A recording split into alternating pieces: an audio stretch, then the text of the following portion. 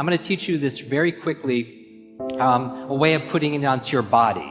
And we're going to put it onto your body just for ease. So I'm going to give you the keys to having an ageless mind, killing ants, automatic negative thoughts. How well are you controlling your self-talk? On a scale of 0 to 10, honestly, even if you've done this with me, how strong are you? 0 to 10. Do your thoughts make a difference? Yes or yes? If I say constantly, I'm getting too old, is that going to be self-fulfilling? Yes or yes? If I say I'm forgetful, I have a bad memory, if you fight for your limitations, you get to keep them. And this self-talk, doesn't matter if it's external or it's internal, right? When I was 9 years old, teacher pointed to me saying, that's the boy with the broken brain. You know, because I had that brain injury and those learning difficulties. Children, you are very, very susceptible to this, right? If you're a parent, your external words become their internal words.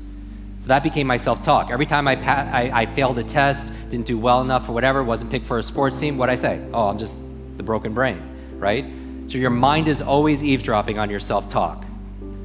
The number one function of your brain is to control your movement, right? That's why we know there's not just a brain-body connection, but a body-brain connection, that using your body in different ways stimulates neurogenesis, it stimulates neuroplasticity, it stimulates brain-derived nootropic factors, which is the fertilizer for making new connections. So you have to move, but we live in a very sedentary life, right? I was reading this book talking about barefoot kids and how we're taking away seesaws and swings and all these things. We're overprotecting them, and then we're keeping them in a very sterile environment. They're not moving as much, right? They're always on their devices, and they're not getting the brain growth, right? And it's leading to learning challenges and so on. But how much are you moving every single day? They say sitting is the new smoking, right? You do not want to sit 8 hours a day and just study.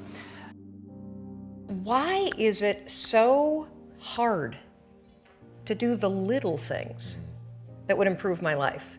The way that our minds are designed is our minds are designed to stop you at all costs from doing anything that might hurt you. There are so many people in the world, and you know, you may be watching this right now, and you have these incredible ideas, and what you think is missing is motivation. And that's not true. Because the way that our minds are wired, and the fact about human beings, is that we are not designed to do things that are uncomfortable or scary or difficult. Our brains are designed to protect us from those things because our brains are trying to keep us alive. And in order to change, in order to build a business, in order to be the best parent, the best spouse, to do all those things that you know you want to do with your life, with your work, with your dreams, you're going to have to do things that are difficult, uncertain, or scary, which sets up this problem for all of us. None of us can afford to have a life that is controlled by someone else, or a life that is basically controlled by our emotions. I learned many years ago that there are two kinds of people. There's the type of person who says, I'm going to wait till I feel like it before I do it. And then there's a person who says, I've got to do it so that I feel like it.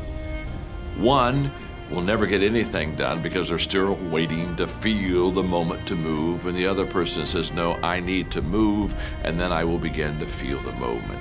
Sonia, self-discipline is essential in your life and in my life if we're going to get things done. We might be through with our past, but our past is not through with us. How many of you know there are things that we've experienced that can impact the way we see ourselves? And so as you look at yourself and look at your goals, I want you to write this down. You don't get in life what you want, you get in life what you are. You have to create an achiever's mindset. You have to create that yourself. Be ye not conformed to this world, be ye transformed by the renewing of your mind.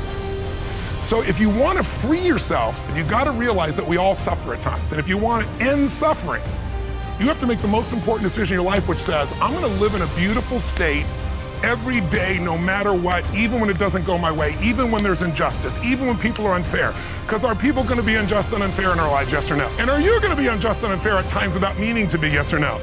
So if people have to behave a certain way for us to be happy, you're not going to stay happy.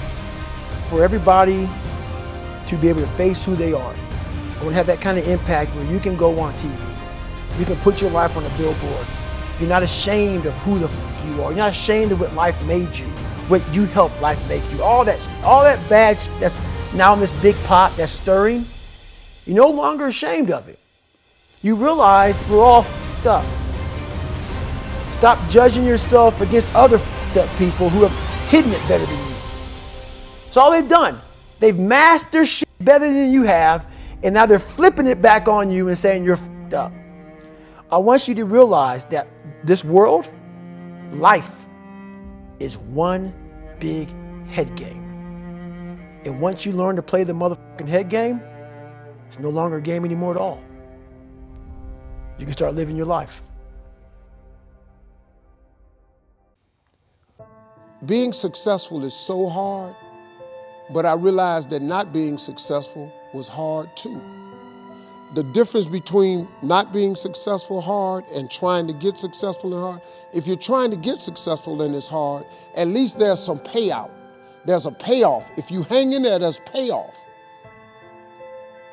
When you're not successful, it's hard. It's hard not having money. It's hard never knowing how to come up with your mortgage and your bond and your rent and your let. It's hard not knowing that. How you gonna feed your children? How you gonna pay your bills? It's hard, ain't it? So if it's hard that way, and it's hard being successful, I might as well deal with how hard it is to be successful, because at least one day that could be a payout. If you just stay in the hard part of life of not being successful, ain't no payoff. There's no result for being poor. It's just more poor. You just poor some more. There's no payout. Just make the decision that you're not gonna be poor anymore. You have the right, don't matter how you were born. Who is sitting here right now today? This is the real me, obviously. But I'm gonna go I'm a very philosophical person. And I'm gonna go there with you real quick. I believe in a higher power. Don't know the name, don't know where it's coming from, don't know anything like that. But I believe that this power, and visualize me real quick. Let's say it's a man up there or a woman, whatever, and they have a chart. And when you're born, they say David Goggins, born February 17, 1975 at 6 a.m. They write the chart down because they can see everything. They know exactly what you're supposed to be. They know what you're supposed to be. You die, you go to so-called heaven. You arrive at heaven, I'm 300 pounds. I retired as an Ecolab guy, which is okay, just a job, whatever. I go up there and God looks at me and he shows me my chart. And my chart on there says you were supposed to be a Navy SEAL. You're supposed to weigh 185 pounds. You're supposed to be one of the smartest people on the planet, this, all this. You see this. And now you're in heaven, you made it to heaven, but you're like, God, Doug, I was supposed to live that life. I was supposed to live that life. And then you find out that the reason why, because we all think that if we pray on it, if we do this, if we do that, whatever, if we don't work, we just, whatever, it's going to magically happen for us. No, I believe that when I'm all said and done with, my whole job is to outwork the chart. Whatever the fucking chart says about me, the all-knowing power up there, I want to get up there and say, him look at me and say, I know everything. I didn't fucking see this. I want to feel that. I want to get to the other end of this fucking world, and however I'm being judged, whoever's judging me, to look at me and say, I did not fucking know. I had you at 185, I had you at this, but all this other shit, I was riding as you were living it.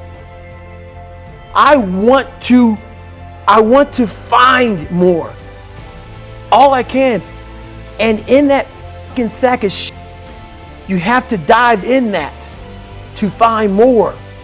Because if you're not willing to go in there and face yourself, you're not gonna find anything. You're gonna live right here on surface, man, right here on surface. So if there is an ending to this world and there is somewhere to go and there's a judgment, you're gonna get there and you might see a chart. And that chart may tell you who the f you should have been. And now you get the rest of your life to think about that. Man, I could have lived a much better life if I just would have just suffered a little bit more. If I just would have went in that and realized I had so much more. But fear and the 40% and living here versus living here, being afraid, stop me. So I'm a big guy in visualizing.